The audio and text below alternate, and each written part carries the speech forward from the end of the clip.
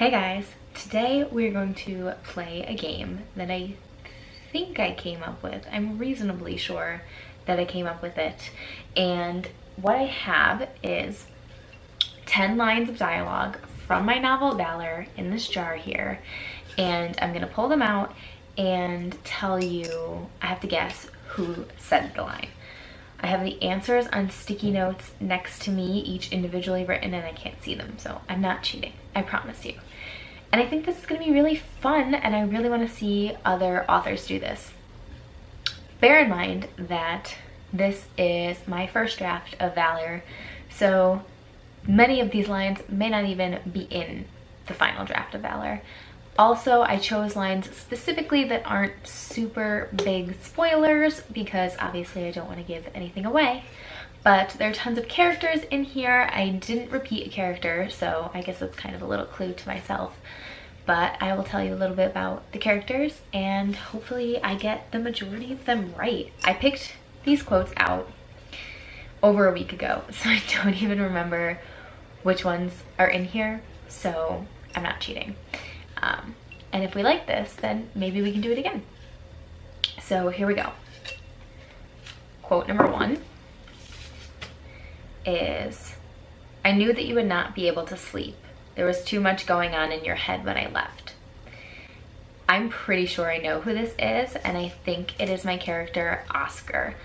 Oscar is the closest that we have to a mentor character, and he is this little old man who went through a lot with his family and in his life, and he ends up helping one of my main characters learn a skill that she desperately wants to learn. So let's see if I'm right. I was right. This is Oscar. So number 1, I got right. Quote number 2.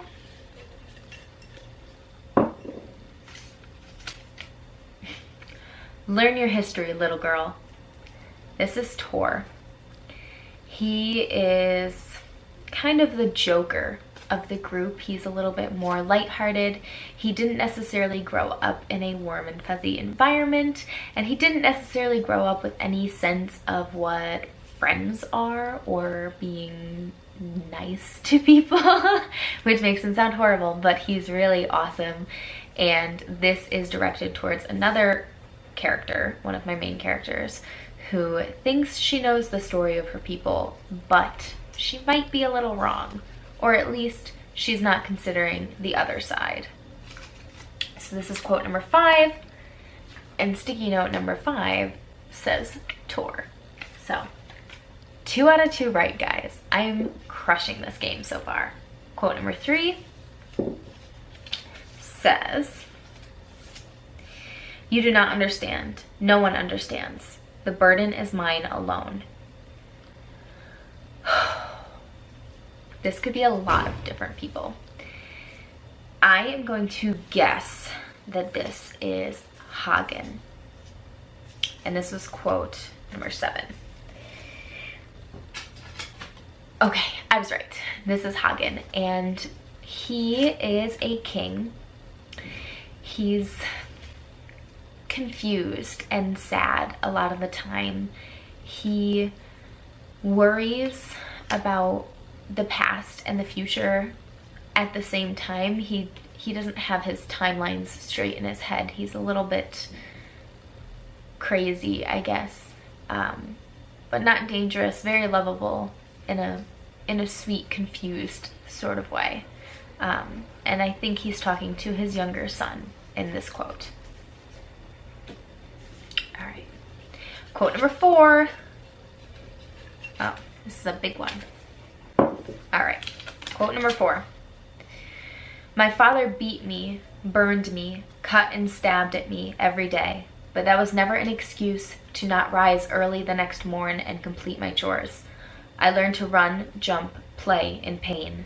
Erik never had to." This is definitely Fel.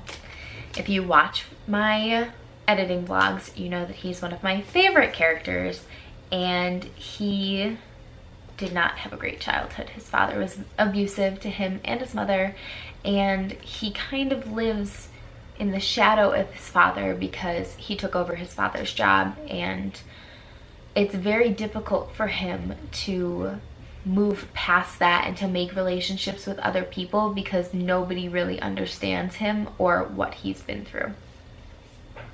So that's Fell.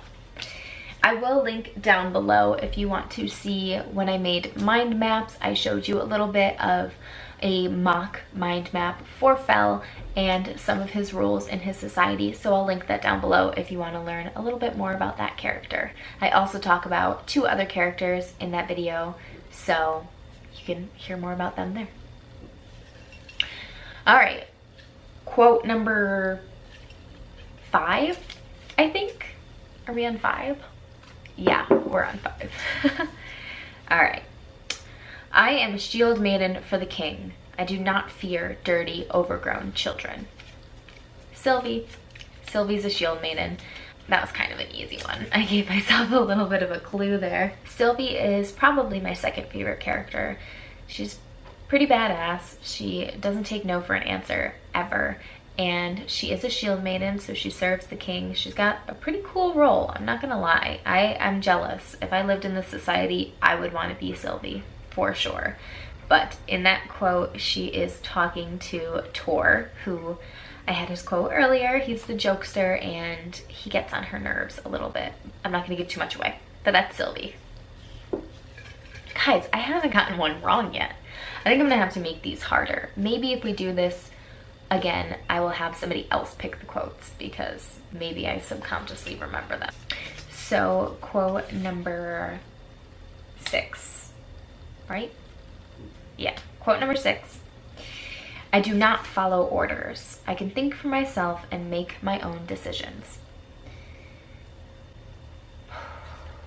This could be anybody, but we're kind of getting down to the end, which means I can guess that it's not Tor, it's not Sylvie, it's not Fell, because we've already had them. So, of my main characters left, I am gonna guess that this is Eira. I talked about Eira in the mind map video that I'm linking down below if you want to know more about her, but she is a princess, and she doesn't necessarily want to act like a princess, but she doesn't know how not to act like a princess. So throughout my novel, she figures out how to take care of herself and how to help take care of other people. And she kind of adopts a more Viking style of life and just thought processes, but in the end, she can't really take care of herself. And she can't really take care of others in the way that other people around her can. And she's very resentful of that fact. So this quote, I'm guessing, was to her husband, Erik, and we have not seen Erik in the jar yet, but I know he's coming up. So I'll tell you a little bit more about him when I get to his quote. 4 left. Let's pick out the next one. All right. Quote number 7. What part of me do you feel like I lost? I wonder if we travel back a ways, we might be able to find it.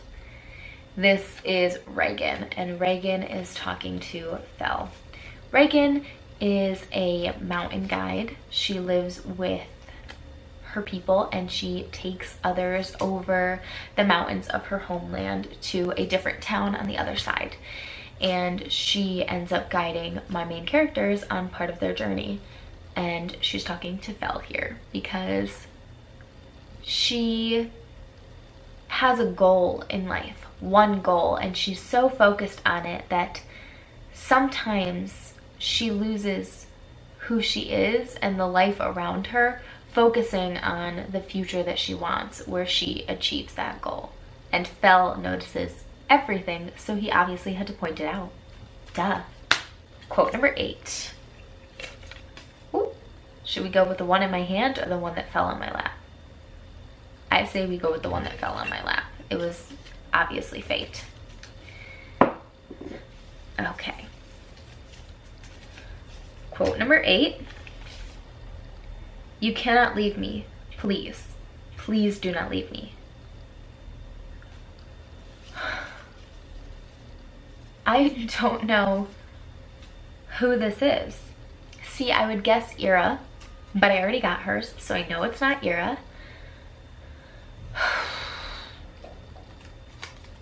Maybe Hemming, Erik's younger brother, Hagen, who's the king, his son. Let's see.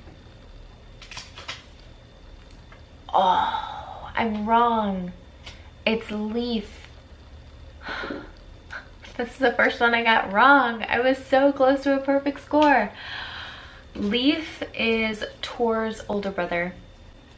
He leads his people. He's very similar to Fel, very stoic and serious, but he kind of has a hidden love that he can't let anybody know about, because if anyone knows, then they will definitely separate him and his love, because his father is very vindictive and not a good guy. So he's talking to that woman, asking her not to leave their village because he can't leave and he wants her with him. I can't believe I didn't know this one. Okay, well, 2 more. Let's go with this one. Quote number 9, whispers. Why are you all so quiet? This is Colby. I'm not gonna say too much about Colby because anything I say would be a spoiler, but there are sort of flashbacks in Valor, and he is at the center of many of those flashbacks, as well as being a character that my main characters meet on their journey. All right, guys, the last one. I think I know who it is. I think it's Erik, because he's my only main character that hasn't gotten a quote yet. Obviously, there are some side characters in here, but I'm gonna guess that this is Erik before I even read it.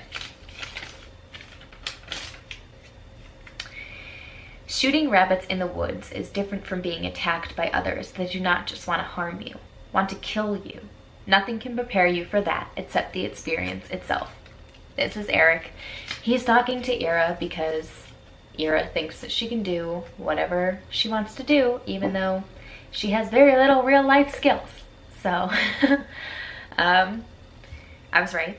I knew that was Erik, but this is really fun. I want to try and rope my sister into doing it with me, so she'll pick the quotes, and then I will have no idea who is saying what or what's going on. But I did purposely pick quotes from different people this time, which was a clue that really helped me out sometimes. So I had a really fun time doing this. I got 9 out of 10 correct, which is pretty good. I was aiming for 10 out of 10, I'm not gonna lie. I'm a little sad that I didn't get 10 out of 10, but 9 out of 10 is not bad. That's still an A. It's an A minus, but it's fine. It's an A. I want to challenge some other writers to do this because I would love to see a little bit of their characters and hear what's going on in their stories a little bit. So I'm gonna tag Brooke from By the Brook, Lainey from Ginger Reads Lainey, A Patchwork Nerd, Shaylin Writes, Natalia from Natalia Lee, and anybody else who wants to do this. I would love to see you do it. If you guys have a YouTube channel, do this and leave it in the comments down below. I will definitely go watch it because I would love to see other people try and figure out their dialogue taken completely out of the context of their story. It was not as easy as I thought it would be, but I had a lot of fun doing it. Thank you guys so much for watching. I make writing videos every Monday, Wednesday, and Friday. Please subscribe if you want to see more from me, and leave in the comments down below if you think you could recognize your dialogue outside of the context of your story. Do each of your characters have their own voices so that you would be able to distinguish them? Or do you think that they speak so colloquially that you probably wouldn't be able to tell who is who when they're speaking? I definitely want to hear your thoughts and opinions on your own works. And I will see you guys on Wednesday with an editing vlog, and we're going to switch it up a little bit this week. It's gonna be a vlog of just my writing stuff through the last couple of days, and we're gonna do that for 2 weeks. And if you guys like that better than the style that I've been doing, we're gonna switch over to that. but that'll be coming on Wednesday. I'll see you guys. Bye.